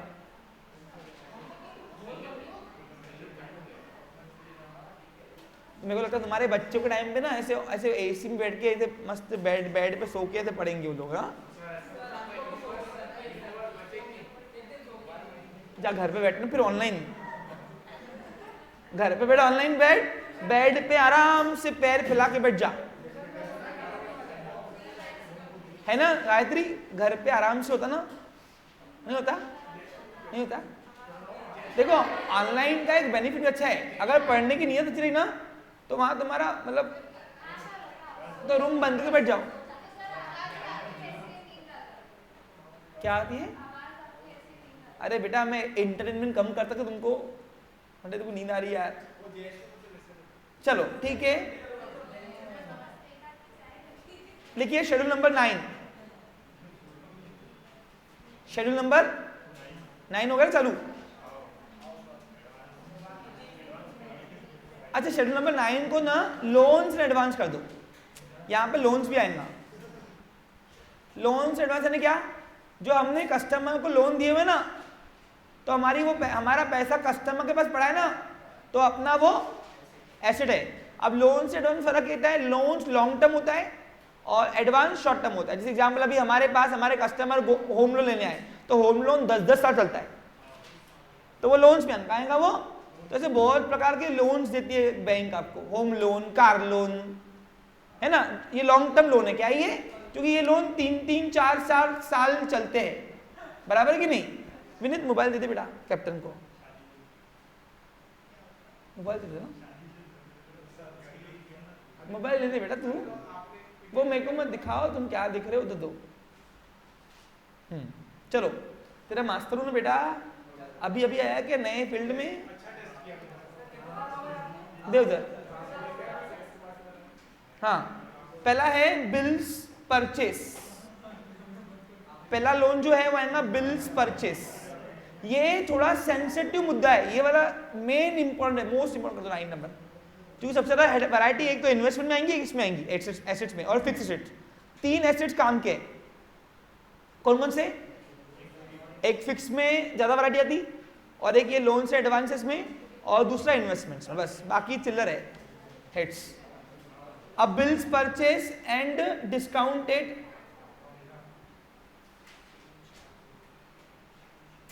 Discounted bills of exchange. अब ये क्या है सर? देखो सुनो, पहले बताओ ऊपर समझ में आ गया सब कुछ? देखो समझ में आया क्या सिमरन? फिर नहीं बोलना कि सर ये हेड नहीं आया, पूछ ले ऊपर। हाँ देखो इधर, सुनो इधर, देखो हमारे पास ड्रॉवर आते हैं, हमारे पास है ना, किसके पास? बैंकों के पास है, और ड्रॉवर बोलते हैं कि ये बिल रख लो हमारे ड्रॉई का, हमको पैसे दे दो।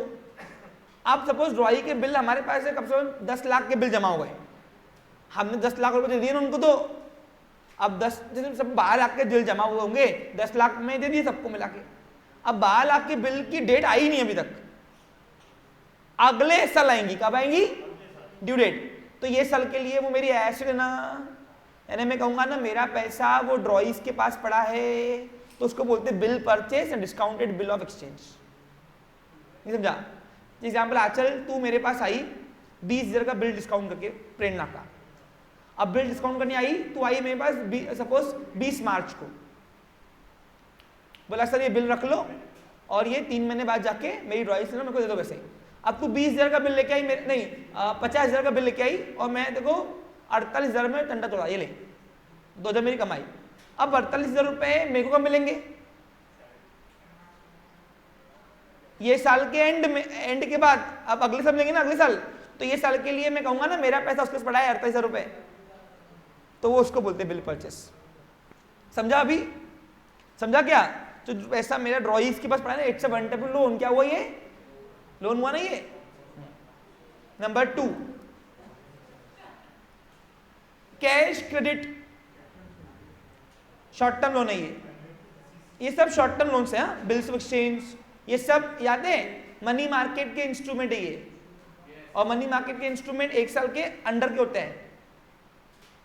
ओवरड्राफ्ट,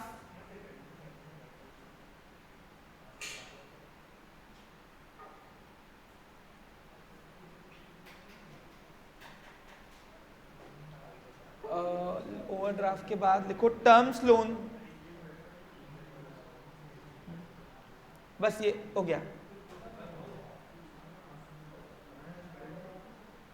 टर्म लोन लिखो, टर्म लोन।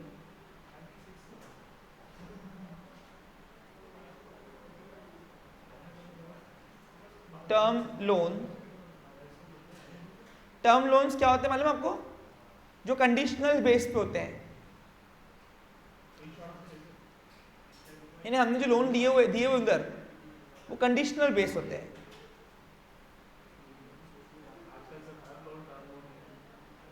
हाँ बट उसको स्पेसिफाइड क्राइटेरिया दिया है बैंक ने, लोन्स एंड एडवांसेस लेना, और इसमें से आरडीडी माइनस करना। यानी आरडी की 2 इफेक्ट कहां करोगे? एक तो पीएनएल में, और एक इधर माइनस।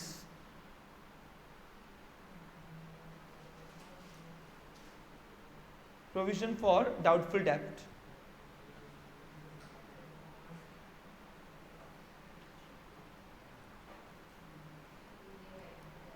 ठीक है? यहां तक समझा आपको अच्छे से? कोई डाउट नहीं है? इसकी टोटल कर देना। अच्छा एक और है, आउटसाइड इंडिया का हमने लिया है, तो अगर एडवांस लिखो,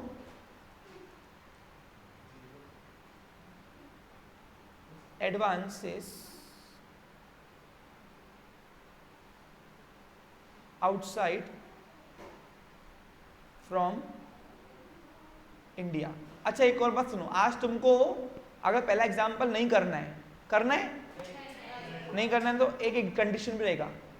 ये होने के बाद मैं पहला एग्जाम्पल डिस्कस करूंगा, आप घर पे ट्राई करोगे।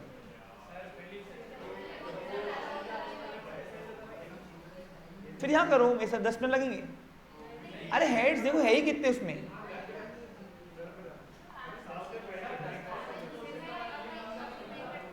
ठीक है, देखते हैं। फिर आते हैं नंबर लास्ट है हमारी ये, हाँ कौन सी शीट देखो तो 10 नंबर कौन सी है? अब फिक्स एसेट तो तुमको दुनिया भर की पता ही है। अच्छा इसमें डेप्रिसिएशन माइनस करना, शेड्यूल नंबर 10 फिक्स एसेट, ये मोस्ट इंपॉर्टेंट कर दो, सबसे ज्यादा हेड्स आपको इसके मिलने वाले हैं। देखो 3 हेडसेट्स के कॉलम इंपॉर्टेंट है, कौन कौन से? इन्वेस्टमेंट, लोन्स एडवांसेस और फिक्स एसेट, इसके हेड्स सबसे ज्यादा आएंगे तुमको। हाँ अब इसमें कौन कौन सी फिक्स एसेट देखो, बिल्डिंग, अब बिल्डिंग लिखने पड़ता ना बेटा, और कौन सा है? मशीनरी, हाँ फर्नीचर,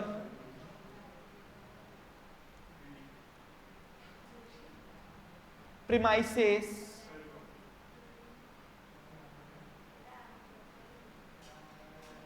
ऑफिस कार।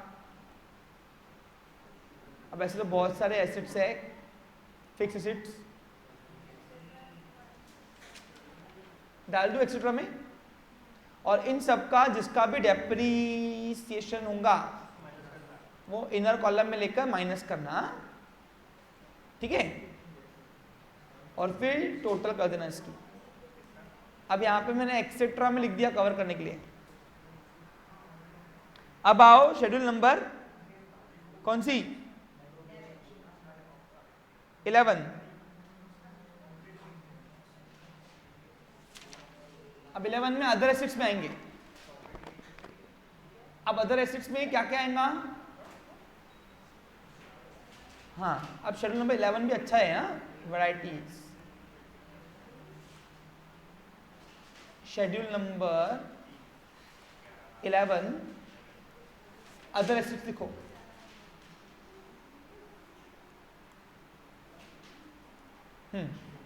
अब अदर एसेट्स में क्या कहेंगे देखो बच्चा लोग,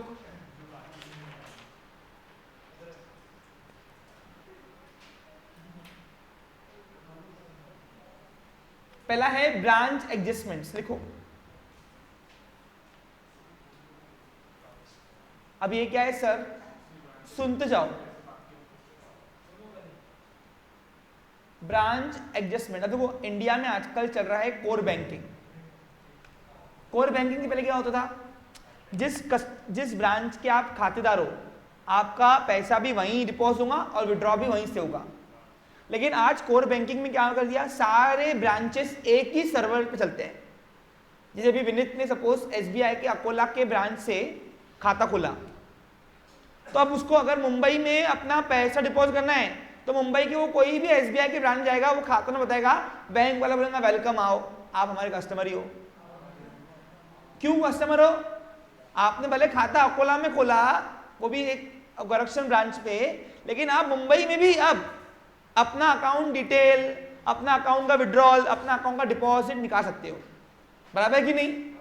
तो ये जो विड्रॉल डिपॉजिट चल रहा है, अब जिस एग्जांपल अभी विनीत ने भरे थे अकोला की ब्रांच में एसबीआई के, हम एसबीआई वाला मैं डायरेक्ट करूं, अज्यूम करूं, अब ये मुंबई में गया शॉपिंग करने, वहां पे पैसे कम पड़ गए, तो मुंबई की ब्रांच से विड्रॉल स्लिप लेके पैसे निकाल लिए। अब इसमें क्या हुआ? अब अगर मैं मेन ब्रांच में बैठा हूं, तो मुझे एक ब्रांच को दूसरे ब्रांच को लेना देना बाकी होगा ना, तो जो लेना देना बाकी होगा उसको बोलेंगे हम क्या? अगर देना बाकी होगा कोई ब्रांच से इसको, मेन ब्रांच को अगर देना होगा बाकी, तो वो लायबिलिटी हो गई, और अगर लेना होगा उनसे हमको तो हो गई एसेट। क्या हो गई वो? उसको बोलते हैं ब्रांच एडजस्टमेंट्स। अब इसको ही दूसरा नाम दिया है इंटर ऑफिस एडजस्टमेंट्स, यानी ये ब्रांचेस अपने आप में खेलती है मेन ब्रांच से, और ऑडिटिंग अकाउंटिंग पूरा कहां होता है? मेन ब्रांच पे होता है। अब समझ में आ गया क्यों तुमको? Number 2 stamp and stationery. अब सर ये क्या है? अब देखो क्या होता है, सुनो जब बच्चा लोग, अब सर ये तो खर्चा है, स्टैम्प में रेवेन्यू स्टैम्प होते हैं। अरे क्या होता है, देखो बैंकों के पास लोन देना था, लोन क्या देना होता है? तो वो डॉक्यूमेंट्री वर्क के लिए रेवेन्यू स्टैम्प्स बहुत सारे साल के परचेस कर देती है। अब जो यूज हो गए वो खर्चा, जो बच गया वो स्टॉक, क्या हो गया वो क्लोजिंग स्टॉक। क्लोजिंग स्टॉक क्या है मेरी, तो इसलिए उसको बोलते हैं ये एक्चुअली रेवेन्यू स्टेशनरी एक्सपेंस है। क्या है मेरा, उनका जो माल बच गया स्टॉक, उनकी लाइफ मेरे पास 1 साल से ऊपर टिक गई, वो है ये। एग्जाम्पल दूं क्या, देखो मैं एसबीआई वाला हूं, मैंने 2 लाख के रेवेन्यू स्टैम्प खरीदे, हमको लगते रहते हैं, अब साल भर में 1.5 लाख के लग गए, 50,000 बच गए ना। अब बताओ इसकी लाइफ 1 साल ऊपर होगी, अगले साल यूज करूंगा ना, तो ये मेरा क्लोजिंग स्टॉक हुआ वो। तो जो भी स्टेशनरी या रेवेन्यू स्टैम्प बच गए वो यहाँ पे आएगा अदर एसेट्स में। फिर नेक्स्ट है नॉन बैंकिंग एसेट्स। अब कुछ एसेट ऐसी होती है जो बैंकिंग में काम में नहीं आती, तो वो भी अपनी तरह आएंगी, सपोर्ट के लिए रहता है नॉन बैंकिंग एसेट्स। अब इसका एग्जांपल स्पेसिफाई करूं मैं, तो इसका एग्जांपल दूं तो आप अगर देखोगे, नहीं नॉन बैंकिंग का मतलब वो नहीं आता। जैसे एग्जांपल देखो अभी कंडीशनल एसेट्स। एग्जाम्पल अभी क्या हुआ था, बीच में कोरोना आया था, तो कोरोना में लोगों ने एंट्री से ही वो गिराए, वो क्या एक मशीन बनाई थी सैनिटाइजेशन की, भाई एंट्री करो तुमको मशीन पूरा सैनिटाइज कर देगी, है ना। तो मशीन जो है बैंकों में लगाई गई थी बहुत सारे, तो बैंकों ने जो खरीदी थी वो नॉन बैंकिंग एसेट हुई। ऐसे एक इवेंट बताया मैंने आपको, ऐसे बहुत सारे इवेंट हो सकते हैं ना, उसमें हमको क्या पता, मैं बैंक वाला थोड़ी ना हूं मैं, अरे मैं तो ना बैंक वाला हूं भाई, मैं तो तुमको सब ऐसे अजम्पशन बेस करता हूं। इवेंचुअल आउटस्टैंडिंग इंटरेस्ट, अगर कोई इंटरेस्ट बाकी होगा मिलना, तो अपनी इनकम भी है और अपनी एसेट भी है। क्या है अपनी एसेट, आउटस्टैंडिंग इंटरेस्ट या इंटरेस्ट रिसीवेबल इसको बोलते हैं। इधर आएगा। और फिर लिखो प्रीपेड एक्सपेंस, कोई खर्चा आपने ज्यादा का दिया तो इट इज माई एसेट्स, वो एसेट्स का आएगा इधर। अब प्रीपेड एक्सपेंसेस को एक्सपेंसेस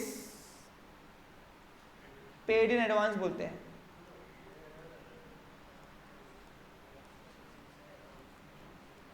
ठीक है बच्चा लोग, समझा अच्छे से, ओके। एंड द लास्ट, बस ठीक है, छोड़ दो बफर के लिए, वहां पे थोड़ा स्पेस छोड़ देना और इसकी टोटल लेना। अब सर इतने हेड्स आएंगे, अब इतने हेड्स आधे भी नहीं आएंगे इसके, ये टोटल वैरायटी कवर कर रहा मैं, टोटल एक एक मीनिंग समझा है ना क्यों जा रही इधर। हाँ, अब लास्ट लिखो वो है कंटिंजेंट लायबिलिटी। ये एक्चुअली शेड्यूल के बाहर लगाना उसको, इसको टोटलिंग में लिखना नहीं।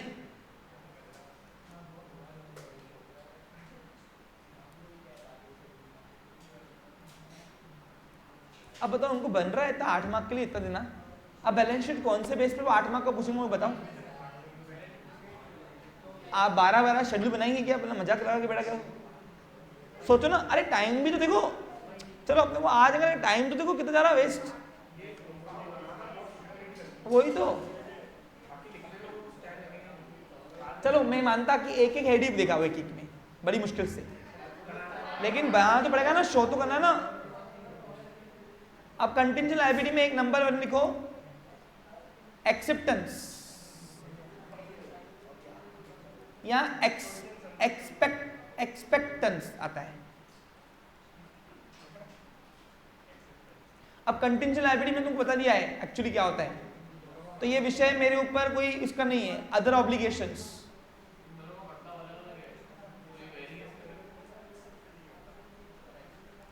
बात करता हूं, एक मिनट लिख दूं पहले। अब अदर ऑब्लिगेशन का मतलब है कंडीशनल, ऑब्लिगेशन का मतलब क्या होता है कंडीशनल बेस जो है। तो वो लायबिलिटी कंडीशनल बेस है, जैसे मैंने आपको इवेंट बताया अभी कि मैंने इसके ऊपर लगाया हुआ है, उसने मेरे ऊपर लगाया हुआ है, एक्चुअली भरना ही नहीं हमको, लेकिन केस चल रहा है, मुद्दा चल रहा है, अनसर्टन है लायबिलिटी पे करना है कि नहीं करना पता नहीं, तो उसको अपन बोलेंगे अदर ऑब्लिगेशन। यानी ऑब्लिगेशन कंडीशनल बेस आता है। ओके, अब इसके अलावा एक का शेड्यूल नहीं है, वो तो शो करना है, कौन सा, बिल फॉर कलेक्शन, क्योंकि वो अपनी एसेट अपनी लायबिलिटी है।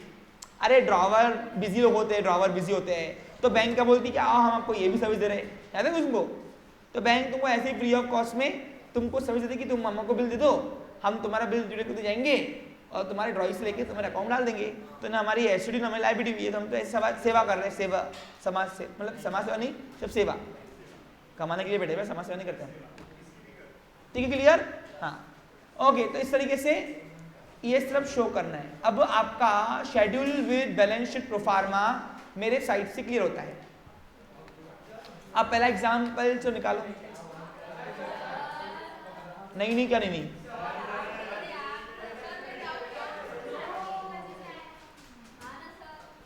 ठीक है, कल सॉल्व करेंगे।